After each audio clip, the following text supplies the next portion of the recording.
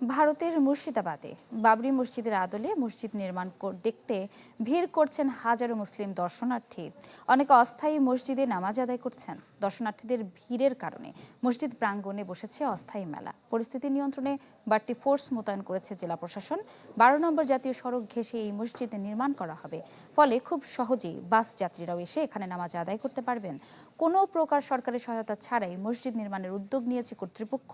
এতে বিভিন্ন প্রান্ত থেকে আসা হাজারো মানুষ মসজিদ নির্মাণের জন্য অর্থ দান করছেন। কেউ কেউ হাজার কিলোমিটার দূর থেকে হাতে করে নিয়ে আসছেন একটি দুটি ইট।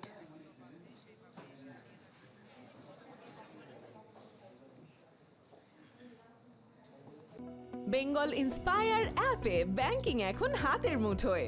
ঘরে বসেই 24/7 ব্যাংকিং সেবা পেতে ইনস্টল করুন এখনই